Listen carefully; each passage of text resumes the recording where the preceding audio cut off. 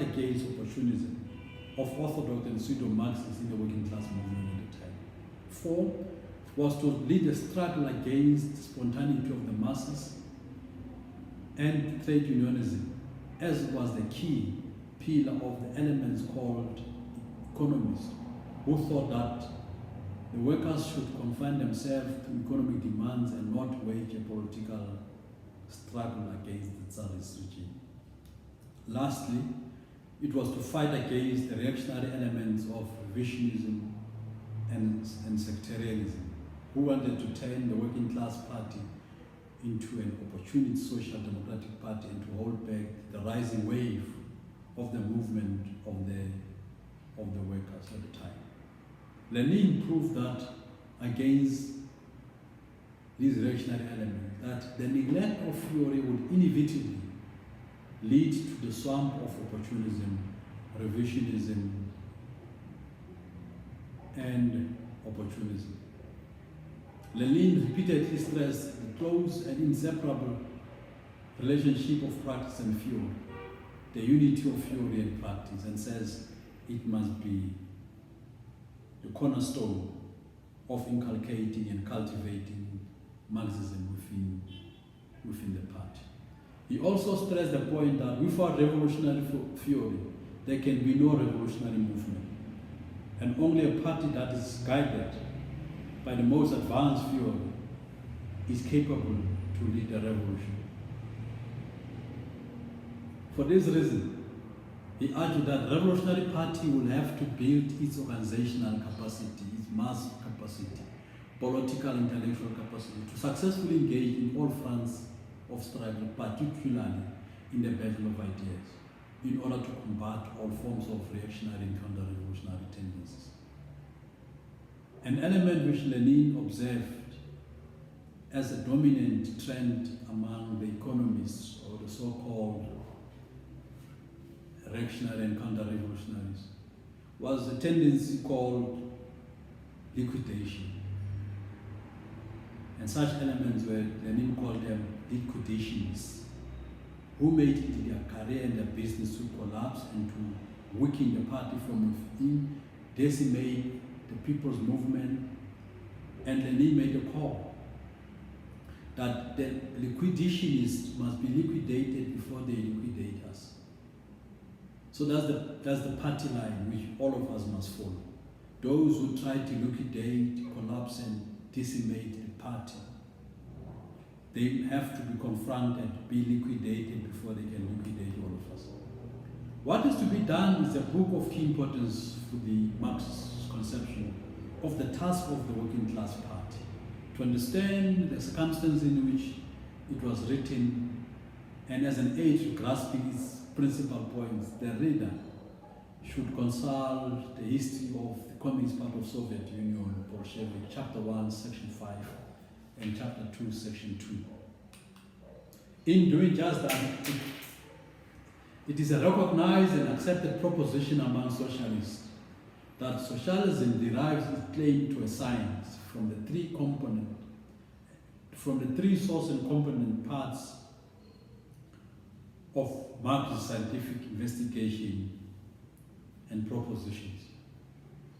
First is the German philosophy, whose main achievement was dialectics, that is the doctrine of development in its fullest, deepest, and most comprehensive form, which led to produce dialectical materialism, and its application to the study of society, which is historical materialism. Secondly is the English political economy, which is a thorough dissection and profound critique of capitalist economic structure, production, and social foundation.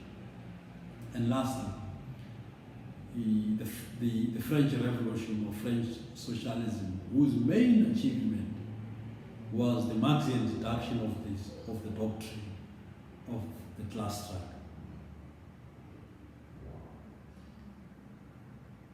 All of these are formulations based on the materialist conception of history, which provides Marxist-Lenin students with a theory for the deeper understanding and appreciation of historical phenomena or social development.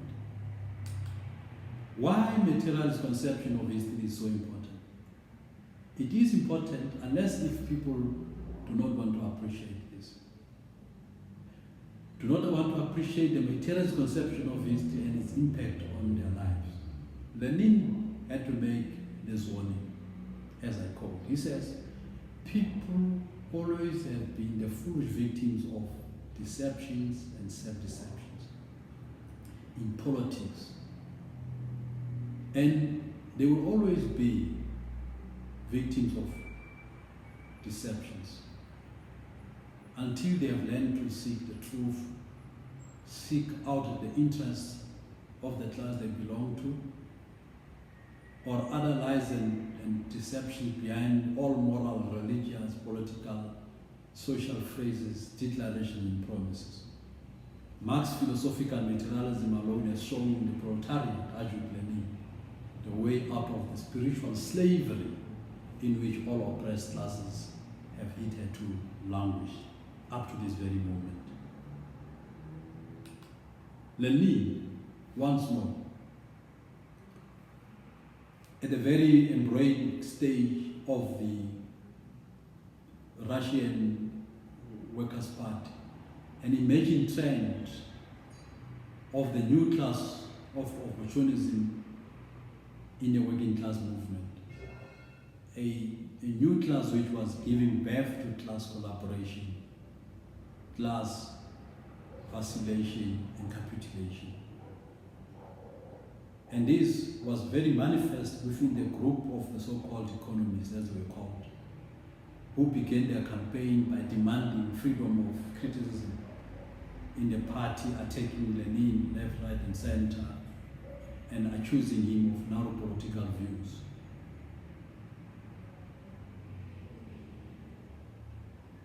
The first chapter of what is to be done is accordingly and decidedly devoted to the question of dogmatism and freedom of criticism as the main demand by the economists, the reactionaries and counter-revolutionaries.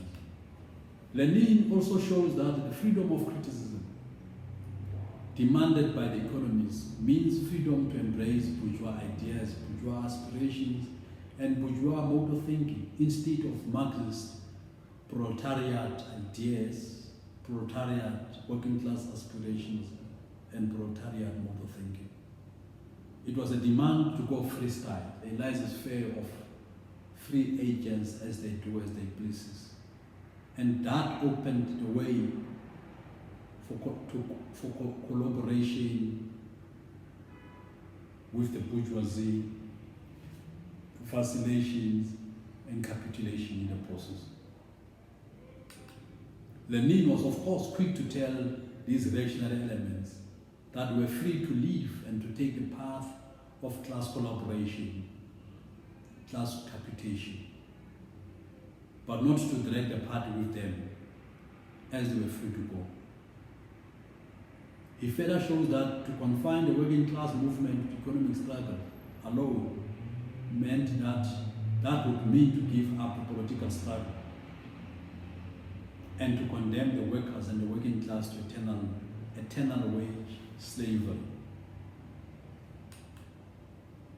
The economists relied on the spontaneous movement of workers protesting against bad economic conditions and considered organizing workers into political struggle as burdensome and tragic. Lenin further shows that to rely in this way on spontaneity amounts to tailorism, which means an act of tailing behind events, hiding behind protests and uprising here and there, instead of giving practical leadership, the vanguard leadership, for and in the name of the party and the working class. Political knowledge cannot arise, argued Lenin, in a working class movement spontaneously as a result of spontaneous economic struggles alone. He argued that political knowledge and revolutionary theory must be introduced, inculcated, and cultivated into and within the working class movement, the rank and file of the working class movement must be trained and educated, obtain and gain political knowledge in the revolutionary field. The economists belittle the role of theory, failed to grasp that without a revolutionary theory, there can be no revolutionary movement.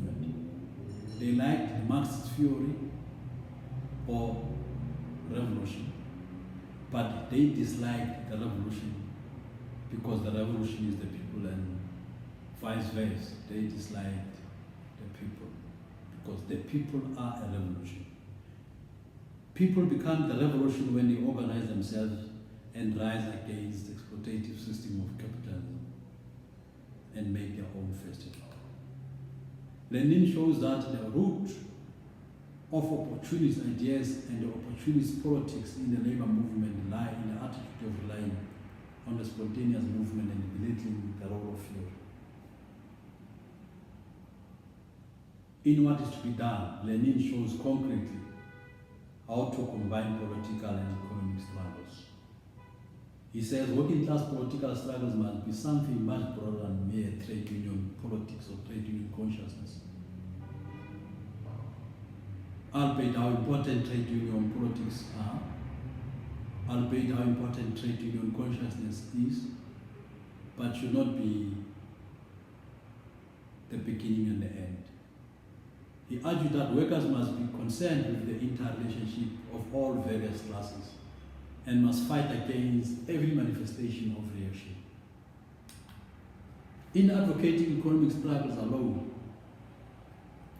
the reactionary elements and counter-revolutionaries, Lenin argued, sunk into reformism, buried their heads into the swamp of opportunism. Economists didn't care much to know that the struggle for reforms must be subordinated to the struggle for political freedom and socialism. They argued that the struggle for political freedom and socialism must be subordinated to the struggle for economic reforms. Lenin further points out that the roots of opportunism are buried in labor movement and trade unions. His fundamental analysis of the nature and causes of opportunism in the labor movement is summed up in his book titled Imperialism, the Last Stage of Capitalism. Lenin shows that opportunism had prevailed for decades, beginning before the birth of imperialism proper in Britain. The industrial monopoly and rich colonies possessed by the British capitalists in the pre-imperialist phase of the development was already bringing super profits, thus already producing certain features of opportunism embedded in imperialism. Lenin had to deal with this in his book titled The Collapse of the Second International. Here he defined the meaning of the term opportunism. And he said opportunism means sacrificing to the temporary interests of an insignificant and often costly sectarian interest, the fundamental interests of the masses, or in other words, entering into an alliance of a part of the section with the bourgeoisie against the mass of the proletariat. He says opportunism could arise and grow strong because the capitalists are able to make concessions to the sections of the working class leadership, as is the case in South Africa in 1993-1994, in colonial and imperialist countries, thus creating a layer of privileged strata within the working class. Here in South Africa, known as the patriotic bourgeoisie, those who work for government, white-collar bureaucrats are called comprador bourgeoisie, who enrich themselves through the tenders and so forth. The black industrialists concept, the triple BEE type entrepreneurs. In an article, Marxism and Revisionism, Lenin analyzed revisionism, which is the theory of opportunists who continue to call themselves Marxists while revising all the fundamental principles of Marxism. He showed that the revisionists relied on the last thing, bourgeois philosophy, giving up materialist dialectics that they took up with the latest theories of bourgeois political economy, in particular correcting Marx's theory of value and denying the inevitability of capitalist crisis. And that they affirmed that democracy and universal suffrage had removed the grounds for the class struggle, arguing that there's no basis anymore to want to engage in a class struggle. There's no basis for that. Revisionism lead to giving up the aims and objectives of socialism and sacrificing the basic interests of the working class for real or assumed momentary advantages. Revisionism represents the corrosive influence of the petty bourgeois aspirations and ideas in the working class movement. In an article titled Indifference in the European Labour Movements, written in 1910, Lenin points out that the appearance of such anti-Marxist trends in the labour movement could not be accidental, but arose from the character of economic development in all capitalist countries, and reforms or reformism as a direct influence of capitalist propaganda. Instead of fighting openly against socialism, capitalists hire reactionary elements, those elements that have been bought by capital. And the capitalists have learned to advocate the gradual peaceful reform of capitalism, the patching up of capitalism through reforms. And they are utilizing such propaganda in order to divide and weaken the working class movement, co-opt their leaders, and maintain capitalist class rule and dominance. In what is to be done, Lenin further deals with questions of party organization. The key principle he talks about is democratic centralism. He stresses the need for a centralized, disciplined organization to root out opportunism and revisionism, for the practical and theoretical training of members, activists into revolutionaries, for a firm Marxist political basis, because practice without theory is blind and theory without practice is error.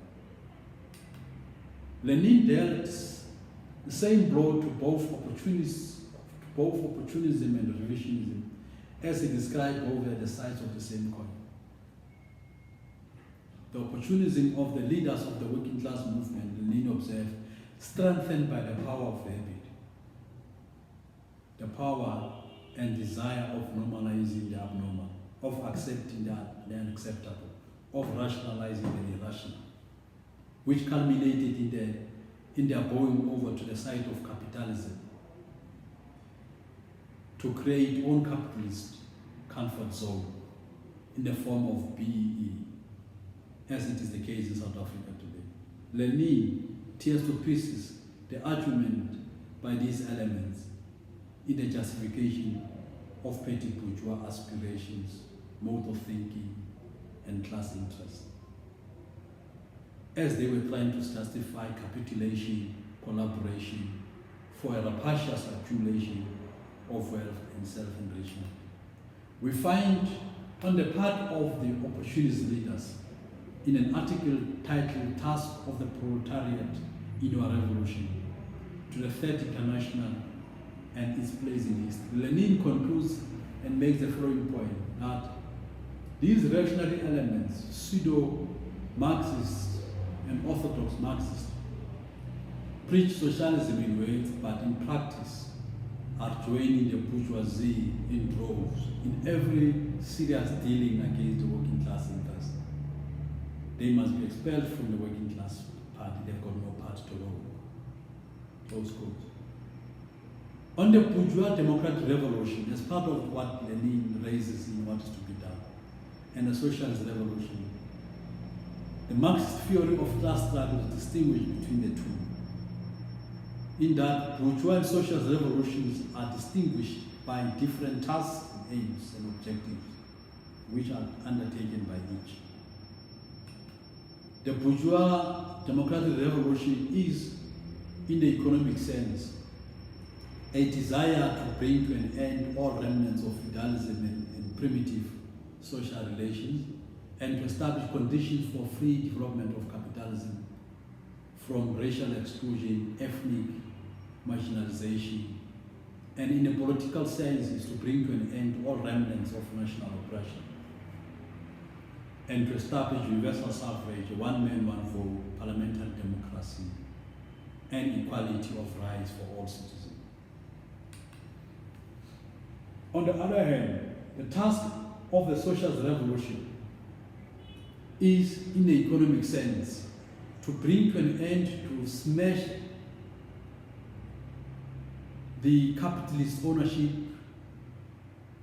of the means of production and establish in its place a socialist public ownership of the means of production, and in a political sphere to establish a proletarian democracy based on an egalitarian system of government and socialism. Here is a dialectical contradiction between the bourgeois democratic revolution and proletariat socialist revolution. Marx says that the task of advancing to the socialist revolution was inseparable from the task of carrying through the bourgeois revolution. I hope this doesn't cause you a heart attack. For the socialist revolution could not be victorious except on condition that the fight is to be waged for democracy and against national oppression first and foremost, and subjugation. The working class, says Lenin, as set out in Marxism, has got the task of waging the battle of the bourgeoisie, of the bourgeois democratic revolution, as a necessary step towards beginning the socialist revolution. And he makes the warning that when confronted with the democratic demands of the working class, sections within the bourgeoisie would seek to desert, abandon, and abort the revolution, betray the democratic revolution. I hope this did not cause you some mild palpitation. Marx further points out that the victory of the bourgeois revolution did not necessarily, and would not necessarily mean that the bourgeoisie must be firmly installed in power, and that socialism must remain and continue to develop over a long period. He says, on the contrary, from the battles of the bourgeois revolution, the working class must march straight onto the socialist revolution, not allowing the bourgeoisie to consolidate itself in power and to carry on the capitalist system. This theory of Marx is sometimes known as the theory of permanent, uninterrupted or continuous revolution. Let's try to avoid the second temptation of a milestone.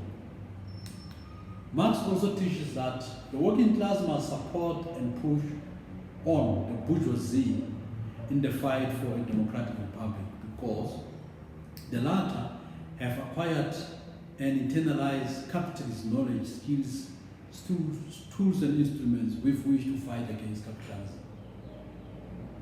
Something which Marx says the working class does not have such knowledge, such skills and tools. The working class, for them to acquire these skills, will have to work and learn from the bourgeoisie. He said the successful outcome of the revolution would place the bourgeoisie in power. Let me repeat this. He said the successful outcome of the revolution, the bourgeois democratic revolution, or otherwise known as the National Democratic Revolution in the South African context, will place the bourgeoisie in power. But the working class must establish its own independent class organization its own party and must advance its own demands and carry on the revolution until working class power is achieved. Developing mass teachings in a new historical situation in the era of imperialism, as it is the case now in South Africa and wherever. A new line on the task of the working class in the bourgeois democratic revolution was advanced by Lenin in the first Russian Revolution in 1905. Lenin argued that the working class must itself take the lead in the bourgeois democratic revolution, mobilize the peasants as its chief ally. According to Lenin, the victory of the National Democratic Revolution would not place the bourgeoisie in power, but will place power in the hands of the workers and the peasants. Such power was called by Lenin the revolutionary democratic dictatorship of the workers and the peasants. Once this is achieved, argued Lenin, and this is established, the principle or the leading role of the working class, once it has asserted its hegemony in carrying through the bourgeois democratic revolution, Lenin argued that, hopefully so, that having marched with the whole peasantry to abolish all remnants of national oppression and subjugation and establish a democratic republic, the working class would go forward with the poorest peasants to establish the dictatorship of the proletariat, eradicate capitalism, and build socialism. Thus, the revolution would go forward in a series of stages. The leadership and the driving force of the working class, mobilizing all possible allies at each stage, striking blow after blow. First against the remnants of feudalism and feudal landlords and autocrats, then against capitalist and economic and political positions of the capitalist class. The revolution would have been crowned by the establishment of the dictatorship of the bourgeoisie. The vast revolution, which has been victorious in China and elsewhere and in Cuba, and culminated in independent states in the colonial world, such as in Africa and some parts in Asia, is in essence a bourgeois democratic revolution culmination, which has the special characteristics of national democratic revolution in the case of South Africa, directed against foreign national oppression and imperialism. The immediate revolutionary task in the colonial countries is not, according to Lenin, immediately to establish the dictatorship of the proletariat and socialism, but is to get rid of neo-colonialism and foreign imperialism and establish national sovereignty and people's democratic rule. Without an understanding of the nature and the task of this revolution, we cannot render its support to fulfill our own task in the fight against imperialism.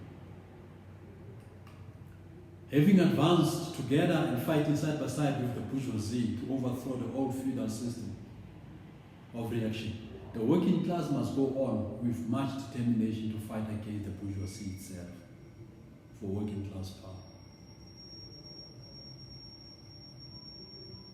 The aim is to strike a final fatal blow and to carry on the revolution until the proletariat has conquered state power. The question is, what is the state of South Africa National Democratic Revolution? Why is it not called bourgeois revolution?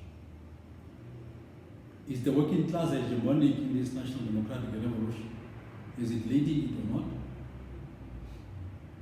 With which other classes in society is the National Democratic Revolution formed and advanced? Is this so-called NDR family on course? In whose interest is it being advanced? Is it derailed? Is it completely aborted? If derailed and completely aborted, what is to be done?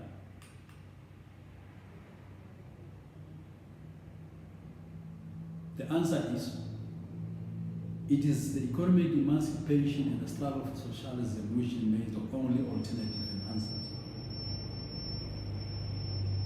to the failure of the bourgeois democratic revolution and the way out for the working class and for the destitute rural and urban people of this country.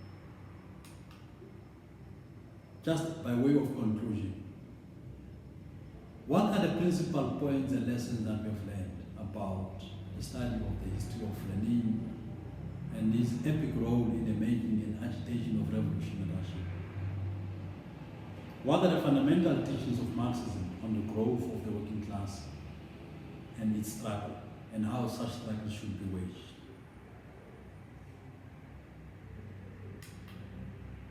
What is the relations of the economic with the political struggle in this country? And how should those be waged? And how should the working class relate to both? What is the task of political leadership? In the event of opportunistic collaboration with the bourgeoisie, what the membership of the movement should do, and the necessity to fight against revisionism, opportunism of the reactionary elements within the broad socialist movement in South Africa and worldwide. Do we have a clear distinction of the political organization principles of the working class party? A party of a new type, which Lenin speaks about, which is distinguishable from other forms of political parties of free gentlemen. Do you understand the distinction and relationship of the bourgeois and socialist revolution and the leading role of the working class in the bourgeois democratic revolution and in the passing over from the bourgeois to the socialist revolution? What are the strategic principles of working class struggle? Uniting with all possible allies against the main enemy and in isolating the compromising elements, reactionary elements, counter-revolutionaries. And how can the power of the masses be consolidated into a political strike as a revolutionary weapon?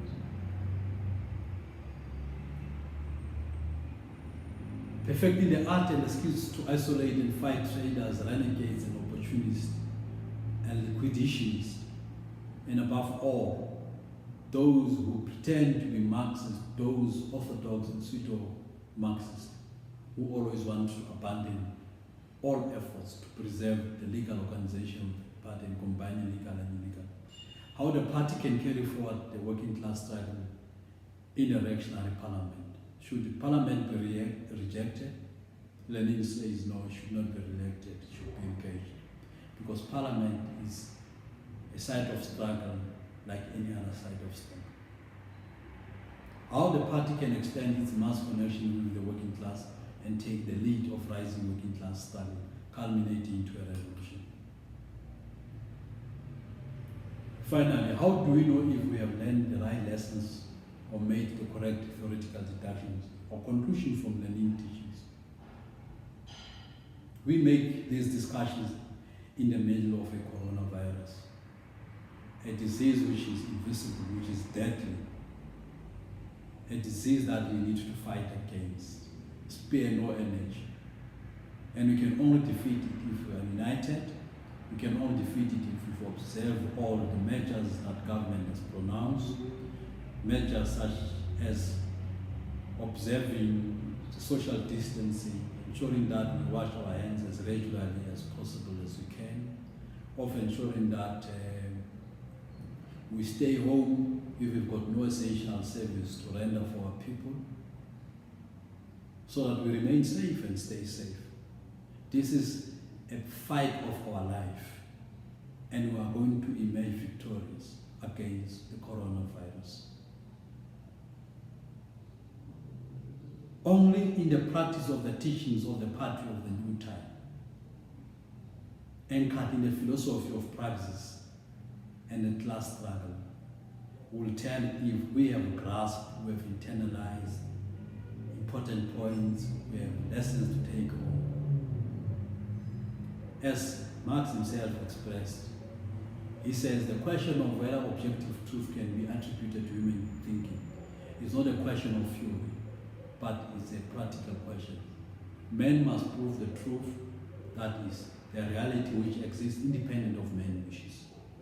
Test his one-sidedness of his thinking in practice. The revolutionary organization can only perform its role only through an interactive dialectical relationship with the working class struggle. Because the question, what is to be done, is essentially about the unity between theory and practice, the unity between the party and the membership, the unity between the vanguard of the working class and the mass base of the working class people. Thank you so much. I hope you take some few lessons home and share with others. In a spirit of solidarity against coronavirus, long live Amanda. Thank you.